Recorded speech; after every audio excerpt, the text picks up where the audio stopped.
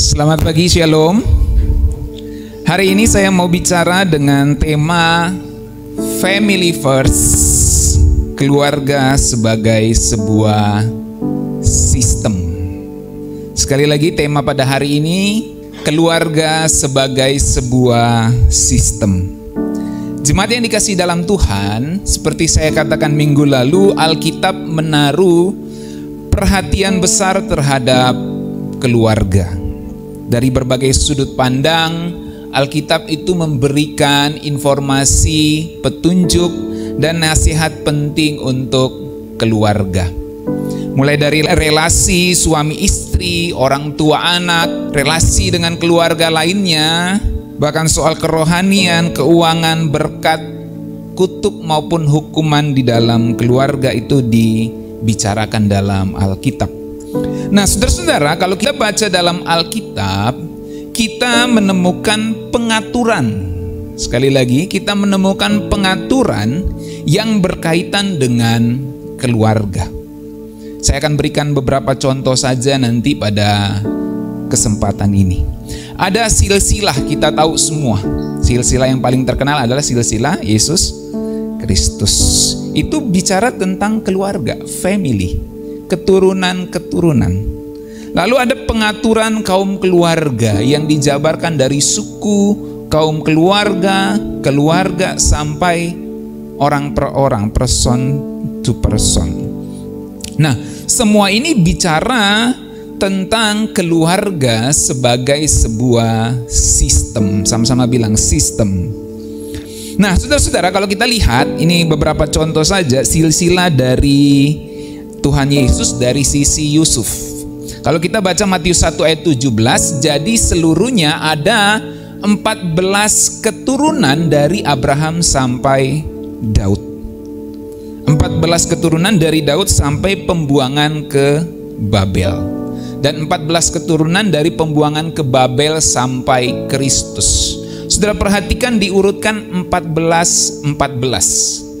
Karena ini ingin bicara sebuah sistem di dalam keluarga, saudara. Nah, kemudian kalau kita lihat dari silsilah dari sisi Maria, silsilah Yesus Kristus dari sisi Maria itu ada di Lukas. Dalam pasal 3 ayat 23, ketika Yesus memulai pekerjaannya, ia berumur kira-kira 30 tahun. Dan menurut anggapan orang, ia adalah anak Yusuf, anak Eli. Anak Matat, anak Lewi, anak Malki, anak Yanai, anak Yusuf. Lalu dipotong bla bla bla bla. Kita lompat ayat 37, dia naik ke atas nih silsilahnya. Anak Metusala, anak Henok, anak Yared, anak Mahalalel, anak Kenan, anak Enos, anak Set, anak Adam, anak Allah. Ya. Jadi kita melihat silsilah di dalam keluarga begitu penting ditaruh karena hendak menunjukkan keluarga itu penting sebagai sebuah sistem. Nah, saudara-saudara, satu contoh lain lagi kita perhatikan, sebenarnya banyak lagi, tapi saya kasih contoh satu ini lagi. Menarik saat akan, ya akan bukan akan nanti, tapi akan nama orang. Akan berbuat dosa, ya si akan ini berbuat dosa karena ambil barang yang dilarang oleh Tuhan. Kan ada barang-barang yang gak boleh diambil waktu bangsa Israel serang Yeriko. Tapi si Akan ini dia ngambil, ya, dia ngambil barang yang dilarang oleh Tuhan. Lalu Tuhan marah dan Tuhan bicara lewat Yosua. Dalam Yosua 7 ayat 14 dikatakan gini, besok pagi kamu harus tampil ke muka suku demi suku. Lihat ada setting, ada pengaturan, saudara. Dan suku yang ditunjuk oleh Tuhan harus tampil ke muka kaum demi kaum. Jadi suku demi suku dijejer, nanti suku yang ditunjuk Tuhan harus maju ke depan, kaum demi kaum. Dan kaum yang ditunjuk oleh Tuhan harus ke muka keluarga demi keluarga. Dan keluarga yang ditunjuk oleh Tuhan harus tampil ke muka seorang demi seorang. Saudara perhatikan ketika Tuhan sendiri ingin memarahi atau menghukum bangsa Israel karena satu orang yang berdosa, Tuhan membuat setting, pengaturan bagaimana menunjukkan keluarga itu sebagai sebuah sistem. Bahkan sebuah bangsa ini sebagai sebuah sistem.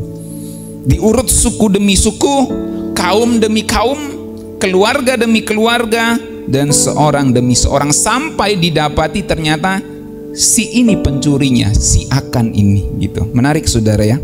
Jadi begitu sistematisnya Tuhan ingin menunjukkan keluarga itu sebagai sebuah sistem. Itu sebabnya saya tulis di sini bahwa keluarga bukanlah sekedar kumpulan individu. Keluarga adalah sebuah sistem. Apa itu sistem? Sistem adalah kelompok item atau sekelompok item yang berinteraksi secara teratur atau saling bergantung yang membentuk satu kesatuan yang utuh. Itulah sistem. Sehingga keluarga sebagai sebuah sistem adalah orang-orang yang berinteraksi secara teratur atau orang-orang yang saling bergantung dan itu membentuk satu kesatuan yang utuh. That is family, saudara. Itulah keluarga sebagai sebuah sistem. Kalau kita berikan contoh yang paling mudah, sama seperti sistem tubuh kita, nggak ada bagian yang bekerja sendiri-sendiri, saudara. Nggak ada bagian tubuh kita ini yang bekerja sendiri. Semuanya berkaitan satu dengan yang lainnya. Kalau bagian sini saudara mengalami gangguan, misalnya bagian pinggang, itu akan berdampak ke kaki, saudara. Ya. Dan rasa sakitnya itu mulai dari kepala sampai seluruh tubuh. Karena apa? Ini adalah sebuah sistem yang tidak bekerja sendirian. Artinya, berfungsi atau tidak berfungsinya, fungsi atau disfungsi, artinya berfungsi atau tidak berfungsinya salah satu bagian akan mempengaruhi keseluruhan. Kalau tangan kita tiba-tiba keseleo rusak atau tekilir gitu ya, itu akan mempengaruhi seluruh tubuh. Pergerakan yang biasanya begini jadi begitu. Ya, kalau saudara luka di sini, saudara bingung kan? Waktu mau ke kamar mandi harus gimana ini? Bisa paham maksudnya? Kalau kiri ini, kalau kanan yang luka, sementara biasa saudara makan pakai tangan kanan, akan sulit sekali. Kalau kaki salah satunya disfungsi, maka itu akan mempengaruhi seluruh tubuh, gitu saudara. Nah, itulah keluarga. Seperti itulah keluarga. Kalau salah seorang keluarga sakit, itu akan berdampak kepada seluruh keluarga lainnya. Kalau bapak keluarga sakit, bapak rumah tangga sakit, istri akan bekerja ekstra untuk merawat suami dan juga merawat anak-anak. Berdampak kepada kehidupan istri, anak-anak pun terdampak. Jadi itulah sistem. Kalau satu sakit, akan berdampak kepada yang lainnya. Di jemaat kita ada ibu yang lagi hamil. Itu berdampak kepada suaminya, akan lebih repot dia, lebih ekstra menjaga, lebih ekstra untuk siaga, bahkan ekstra pengeluaran, saudara, kalau ada kehamilan. Hal yang positif misalnya dapat THR. Kalau tadi kan kayaknya kayak ini gitu ya, kayak bikin susah. Kalau THR kebagian juga kan keluarga, bener nggak saudara? Yang biasanya belanjanya makannya di rumah, oke lah kali ini karena dapat THR makan di luar gitu. Istrinya kedampak, biasanya capek masak, sekarang ya puji Tuhan paling tidak hari ini tidak masak capek gitu kan, makan di luar. Kedampak saudara, artinya kalau sesuatu di dalam keluarga mengalami satu hal, akan berdampak kepada anggota keluarga lainnya. Itulah yang disebut sistem. Begitu satu terganggu, yang lain akan terganggu. Sistem itu bicara input dan output. Kalau di dalam proses ada terganggu, maka outputnya akan terganggu, saudara. Sebagai contoh lagi yang lain, kalau misalnya seseorang naik pangkat atau naik jabatan, itu keluarganya akan kedampak. Yang biasanya ngomong sembarangan, begitu keluarganya jadi pejabat, nggak boleh lagi ngomong sembarangan. Bapakmu itu disorot oleh media. Ya kan? Salah-salah sedikit akan viral, saudara. Jadi naik pangkat, naik jabatan akan berpengaruh kepada anggota keluarga lainnya. Demikian juga kalau ada satu anggota keluarga pindah atau mutasi kerja, apalagi kalau bapak rumah tangga harus mutasi kerja, itu biasanya keluarganya diboyong, apalagi kalau PNS. Diboyong keluarganya. Karena kalau mau pisah jauh, kadang istri mengalami kesulitan, saudara. Jadi ini menjadi dampak. Kenapa? Sebab keluarga itu sebuah sistem yang saling terkait satu dengan yang lainnya. Satu item, dalam hal ini satu orang, suami, istri, anak. Begitu satunya pindah, begitu satunya naik pangkat, begitu satunya dapat THR, begitu satunya sakit, begitu satunya hamil, tentu ibunya, bapaknya nggak hamil, kecuali bapaknya gendut. Itu akan berdampak, saudara, kepada yang lainnya. Kalau bapaknya gendut, jadi sandaran untuk anaknya, bantal. Waktu gendut. Bapaknya kurus, anaknya enggak. Ini keras ini badannya bapak ini. Oke, just kidding, saudara. Poin saya adalah ketika seorang keluarga mengalami sesuatu, anggota keluarga lainnya akan terdampak. Itulah family. Itulah sistem. Itu sebabnya kita perlu menjaga sistem ini berjalan dengan baik. Contoh lainnya dari kitab Amsal. Poin yang ingin saya tarik dari pembacaan ini adalah ingin menunjukkan kepada saudara, ketika satu yang bermasalah, yang lainnya akan kena dampak. Itulah sistem, saudara. Amsal 10 ayat 1 misalnya. Mari kita baca. Amsal Salomo. Anak yang bijak mendatangkan sukacita kepada ayahnya, tetapi anak yang bebal adalah kedukaan bagi ibunya. Ini kan seringkali kita hanya melihat sebagai sebuah, tuh anak-anak jangan bebal, nanti ibu mau duka. Nah sekarang saya ingin saudara melihat ini sebagai sebuah sistem. Amsal sendiri ngomong anak yang bijak mendatangkan sukacita kepada ayahnya. Kenapa? Karena ini sistem. Kalau satu bijak, yang lainnya akan bersukacita, berbahagia. Tapi kalau satu bebal, tidak mau dengar-dengaran, itu kedukaan bagi ibunya, tentu bagi ayahnya juga di sini. Cuma ini dibagi supaya bahasanya lebih puitis, saudara. Jadi anak yang bijak mendatangkan sukacita kepada ayahnya, anak yang bebal kedukaan bagi ibunya. Ini artinya keluarga adalah sebagai sebuah sistem. Amsal 15 ayat 20 lagi. Anak yang bijak menggembirakan ayahnya, tetapi orang yang bebal itu menghina ibunya. Saudara tahu kan kalau ada anak yang susah, bandel banget dikasih tahu, itu kalau dia sudah besar masih bandel, dia menghina ibunya. Karena kelakuannya di luar akan membuat orang bercerita, mamanya itu nggak didik dia kah? Bapaknya itu nggak didik dia kah? Gitu kan. Jadi secara tidak langsung, secara dia tidak sadar, dia telah menghina ibunya, saudara. Tapi kalau dia pintar, dia pandai, dia bijak, dia berkelakuan baik, maka orang tua akan terdampak juga. Oh, ini anak ini berhasil dididik oleh bapak dan ibunya. Kenapa? Karena family is a system. Keluarga adalah sebuah sistem. Satu bermasalah, yang lain akan kedampak, saudara. Amsal 17 ayat 25 kita baca lagi. 1, 2, 3. Anak yang bebal menyakiti hati ayahnya dan memedihkan hati ibunya. Jadi ini sistem. Nah, ini agak berkembang. Amsal 19 ayat 13 bahasa Indonesia sehari-hari. Anak yang bodoh bisa menghancurkan ayahnya. Istri yang suka mengomel bagaikan air menetes tiada hentinya. Kalau seorang anak dia bermasalah di luar, nanti ujung-ujungnya bapaknya juga yang urus, ujung-ujungnya mamanya juga yang urus. Karena tidak mungkin orang tua mengabaikan begitu saja anaknya ketika dia bermasalah di luar. Pasti dia akan tampil membela dengan sekuat tenaga, dengan segenap dayanya. Dan ketika bapaknya tampil membela, mamanya tampil membela, itu bisa menghancurkan hati. Kenapa anakku begini? Jadi anak yang bodoh bisa menghancurkan ayahnya atau orang tuanya.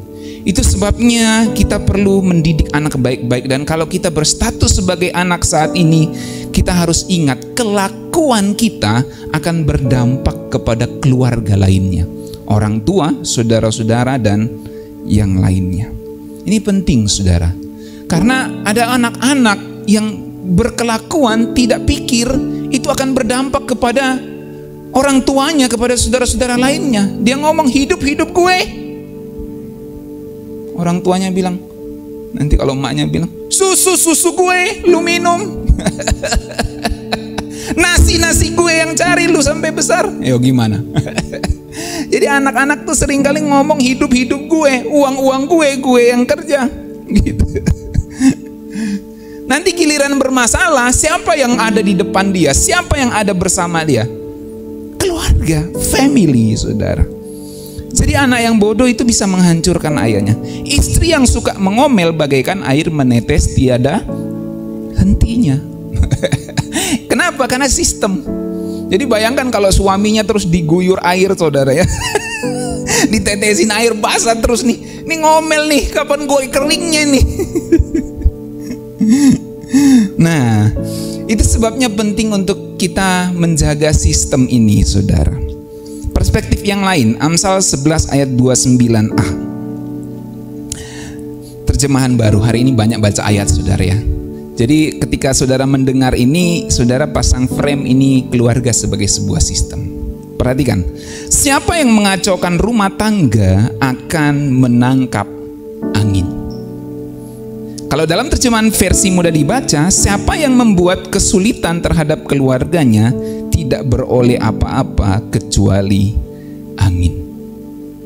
Jadi orang yang membuat kesulitan terhadap keluarganya, mendatangkan kesulitan terhadap keluarganya, dia tidak akan mendapat apa-apa, saudara. Dia bagaikan berusaha menangkap angin. Bisa saudara tangkap angin? Tangkap angin sulit, saudara ya. Amsal 11 ayat 29a, terjemahan bahasa Indonesia sehari-hari. Orang yang menyusahkan rumah tangganya akan kehilangan segala-galanya. Jadi kalau kita menyusahkan, kalau kita anak, kita menyusahkan keluarga orang tua kita, kita menyusahkan family kita, maka kita akan kehilangan segala-galanya. Sebab siapa lagi yang bisa mendukung kamu selain keluarga kamu? Jadi orang yang menyusahkan rumah tangganya akan kehilangan segala-galanya. Demikian juga suami. Ketika dia menyusahkan istri dan anak-anaknya, dia akan kehilangan segala-galanya. Demikian istri, ketika dia menyusahkan suami dan anak-anaknya, dia akan kehilangan segala-galanya. Itu sebabnya sistem di dalam family itu penting sekali, saudara. Karena family itu sendiri sebuah sistem, satu terdampak akan kehilangan segala-galanya. Amsal 11 ayat 29a, terjemahan sederhana Indonesia. Kita baca yuk, 1, 2, 3. Orang yang mendatangkan masalah terhadap keluarganya tidak akan mewarisi apapun. Apa yang dia mewariskan kepada anak cucunya sementara dia sendiri bermasalah dengan rumah tangganya? Itu sebabnya ketika ada orang yang ingin bercerai, satu kali orang minta petunjuk dari saya, Pak, boleh nggak bercerai? Saya cuma kasih nasihat gini, apa yang kamu mau ceritakan sama anak cucumu nanti? Apa yang bisa kamu banggakan sama anak cucumu nanti kalau kamu bercerai? Karena keluarga itu sistem. Kalau kamu bercerai, nanti kamu cerita sama anak cucumu, opa, oma bercerai. Apakah itu sebuah kebanggaan? Kau tidak akan bisa mewarisi apapun kalau engkau sendiri bermasalah. Orang yang mendatangkan masalah terhadap keluarganya tidak akan mewarisi apapun. Firman Allah yang hidup, kita baca 1, 2, 3. Orang yang menimbulkan kejengkelan dan kemarahan dalam keluarganya kehilangan segala sesuatu yang berharga. Kan terasa sekali, saudara, kalau ada saudara, adik, kakak, atau keluarga yang menimbulkan kejengkelan dan kemarahan dalam keluarga, saudara. Karena kita mengerti kalau dia nakal, kalau dia seperti ini, dia bisa kehilangan segala sesuatu. Kalau keluarganya sendiri sudah tidak mau membela dia karena memang bandel banget gitu ya, tidak mau lagi urus dia, siapa lagi yang mau urus? Benar nggak saudara? Ya kan? Kalau ada keluarga kita yang begitu bandelnya, udah dikasih tahu, bikin jengkel, bikin marah, sepertinya jadi aib dalam keluarga. Kita mengerti kalau dia begini terus, dia tidak punya masa depan. Kita mengerti kalau dia begini terus, dia bisa kehilangan segalanya. Tapi terkadang sebagai keluarga, mau tidak mau kita harus disiplin dia dan membiarkan dia menghadapi sendiri. Kalau dia kuat, dia bisa masih bangkit. Kalau dia tidak kuat, dia kehilangan segalanya. Sebab keluarganya sendiri sudah tidak mau urus dia, gimana? Jadi orang yang menimbulkan kejengkelan dan kemarahan dalam keluarga itu akan kehilangan segala sesuatu yang berharga. Dia bagaikan bekerja menangkap angin, saudara. Dalam terjemahan NLT, ya Lexham, ya, New Living Translation, ya NLT bukan Lexham, dikatakan gini, those who bring trouble on their family inherit only the wind. Mereka yang membawa masalah pada keluarganya hanya mendapat angin, gak dapat apa-apa deh. Tapi keluarganya jadi mengalami masalah sebab dia sendiri bermasalah. Dia membawa masalah di dalam sebuah sistem. Akhirnya yang lain itu jadi mengalami gangguan karena dia sendiri membawa masalah ke dalam sebuah sistem. Yang lain mendapat gangguan, dia sendiri sebagai pembawa masalah tidak akan mendapat apa-apa. Jadi penting sekali untuk kita tidak membawa masalah di dalam keluarga kita. Kita harus jadi problem solver, bukan jadi trouble maker, saudara. Dalam terjemahan The Message, ini terjemahan favoritnya Daniel nih. Ya Daniel. Bacaan hari-harinya Daniel katanya. Kita baca ya. Bahasa Indonesianya saja. Mengeksploitasi atau melecehkan, exploit or abuse your family. Mengeksploitasi atau melecehkan atau menyalahgunakan keluargamu pada akhirnya akan berakhir dengan menggenggam angin. Ada orang-orang yang manfaatin keluarganya, dia eksploitasi manfaatin secara negatif ini ya. Dia salah gunakan kasih sayang keluarganya dengan terus-menerus menyusahkan keluarganya. Coba. Dia tahu keluarganya pasti bela dia, dia tahu keluarganya pasti akan bantu dia. Dan dengan begitu dia mengeksploitasi keluarganya. Dia merusak sistem yang berjalan dengan baik. Pada akhirnya dia akan menggenggam angin. Dan firman Tuhan kasih tahu, akal sehat memberitahumu bahwa itu adalah cara hidup yang bodoh. Jadi kalau orang menggerogoti, mengabuse, mengeksploitasi keluarganya secara negatif, itu dia hidup dengan cara yang bodoh. Dan itu bukan sesuatu yang khusus pesannya, enggak. Alkitab kasih tahu itu common sense, sesuatu yang umum, yang bisa diterima oleh akal sehat manapun. Kalau kamu merusak keluargamu, kamu merusak sistem, dan itu berarti kamu hidup dengan cara yang bodoh. Sebab common sense tell you, akal sehat, pemahaman yang umum memberitahu kamu, it is a stupid way to live. Itu adalah cara untuk hidup yang bodoh, atau cara hidup yang bodoh, atau cara yang bodoh untuk hidup. Sama aja itu semua. Jadi kalau kita merusak keluarga kita sendiri, merusak sistem itu, kita bodoh dalam hidup ini. Itu sebabnya kita harus menjaga keluarga kita dengan baik. Kalau sudah ada yang merusak, maka yang ada ini harus tetap menjaga dengan baik. Jadi kalau kita merusak sistem, saudara, maka kita hidup dengan cara yang bodoh. Seorang suami tidak boleh merusak sistem keluarganya. Seorang istri tidak boleh juga merusak sistem keluarganya. Seorang anak tidak boleh merusak sistem keluarganya. Mertua tidak boleh merusak sistem keluarganya. Menantu tidak boleh merusak sistem keluarganya. Keponakan sepupu tidak boleh merusak sistem keluarganya. Semua harus saling menjaga. Sebab kalau kita tidak menjaganya, kita hidup dengan cara yang bodoh. Dan ini bukan hanya firman Tuhan, ini common sense. Akal sehat menunjukkan kamu hidup dengan cara yang bodoh kalau kamu merusak sistem keluargamu sendiri. Dalam Amsal 27 ayat 8 NIV, menarik ya. Saudara pernah dengar nggak begini?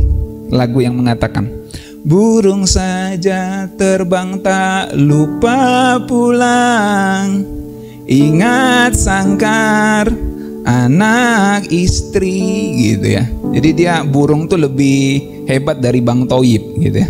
Dia nggak pulang-pulang. Gimana lagunya Bang Toyib tuh, Daniel? Kayaknya kalau yang gitu-gitu saya harus tanya Daniel tuh. Ternyata saya kaget juga lihat di Alkitab. Oh, ternyata ada ya. Lagunya itu Alkitabiah juga, saudara. Burung saja terbang tak lupa pulang, ingat sangkar anak istri, gitu ya. Masa kita kalah sama burung, saudara? Dalam NIV gitu ya. Like a bird that stray from its nest, sarangnya, is a man who strays from his home. Bagaikan burung yang tersesat dari sarangnya, demikianlah manusia yang tersesat dari rumahnya. Nah, itu kan tidak jelas kalau dalam terjemahan ini ya, terjemahan TB ini, terjemahan NIV. Terjemahan LEB ini, Lexham English Bible ya. Dikatakan gini, like a bird wandering from its nest, so is a husband. Karena memang saya cek bahasa aslinya, a man di situ sebenarnya memang bisa menunjuk pada husband ya, atau ya laki-laki, suami. Wandering from his home. Bagaikan burung yang keluar dari sarangnya, demikian pula seorang suami yang keluar dari rumahnya. Nah, sekarang pertanyaannya gini, sarangnya itu kondisinya gimana? Kalau kondisinya seperti neraka, begitu dia keluar dari situ, aku bebas gitu. Kalau dia istrinya suka ngomel bagaikan air yang menetesi suaminya terus tuh, begitu dia keluar dari sarang, oke, hari ini saya bebas dari kelembapan. Bisa ngerti, saudara? Dia kalau dia rasa rumahnya, home-nya seperti neraka, dia keluar, dia nggak mau balik-balik tuh. Jadilah Bang Toyib kan. Jadi bagaikan burung yang keluar dari sarang, demikian pula seorang suami yang keluar dari rumahnya. Jadi permasalahannya bukan soal keluar atau enggak. Keluar juga dia bisa keluar. Kalau burung kan dia keluar, dia balik lagi, dia bawa apa?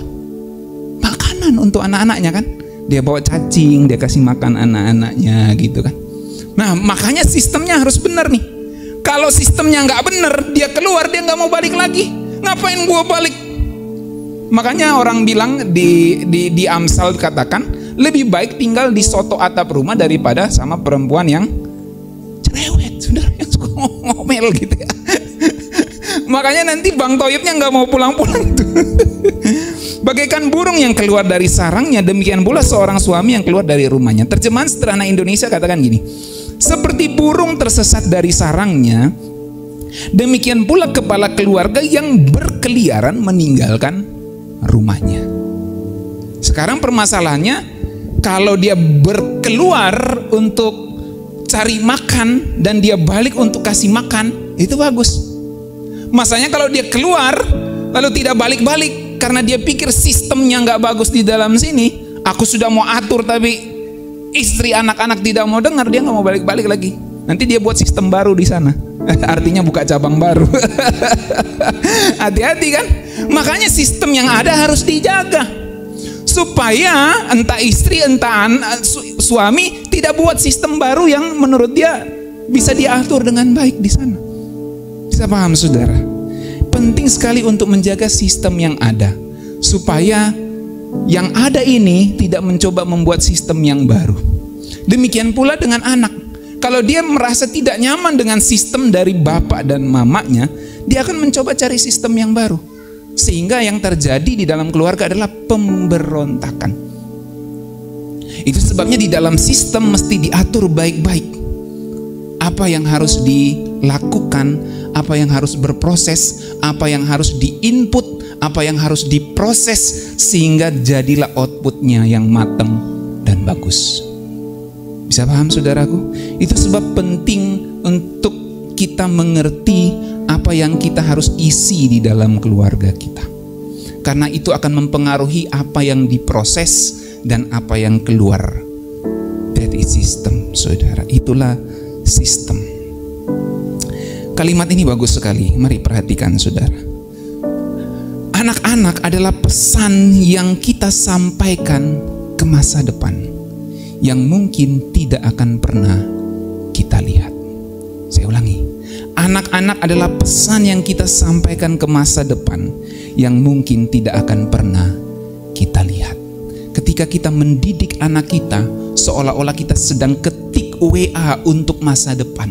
Seolah-olah kita sedang kirim email untuk dibaca di masa depan.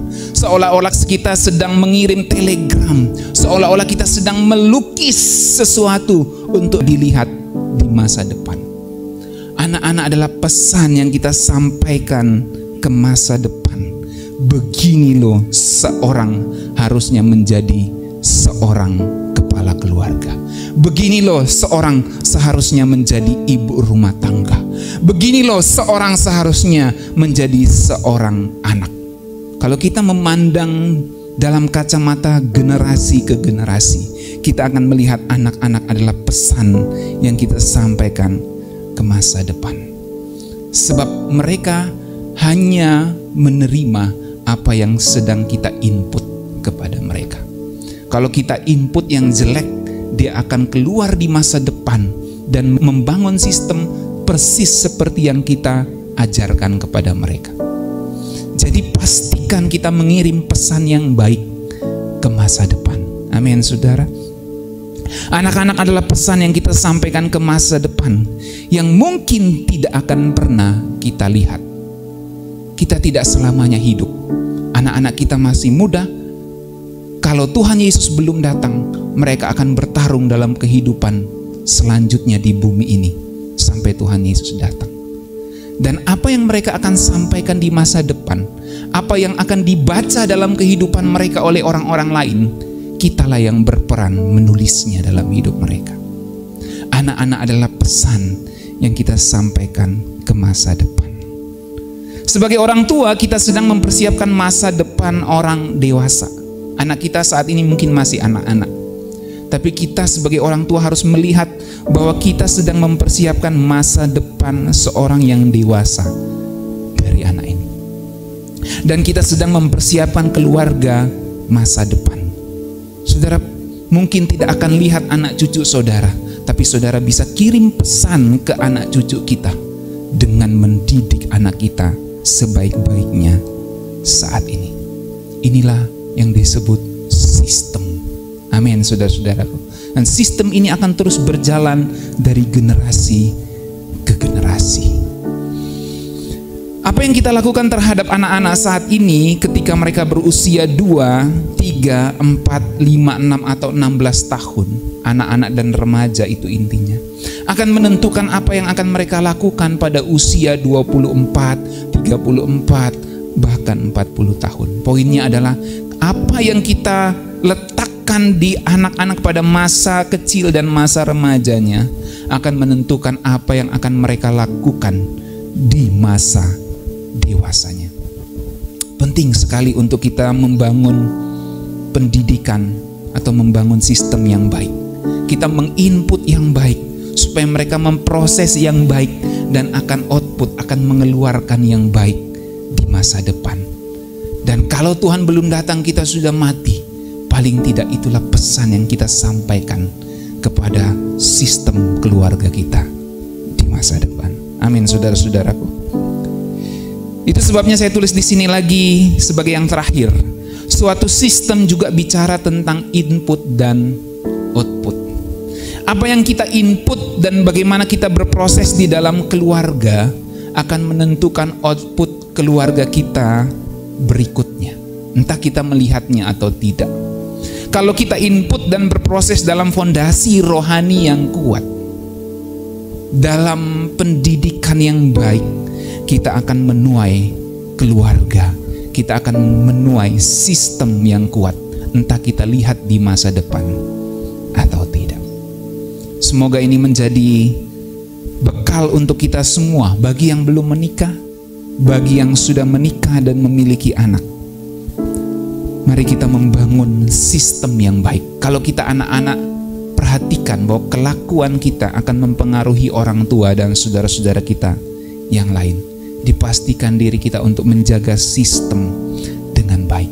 Kalau kita orang tua, pastikan kita menginput yang baik, supaya anak-anak kita akan output yang baik kepada generasi selanjutnya. Saudara diberkati, amin. Mari kita berdoa.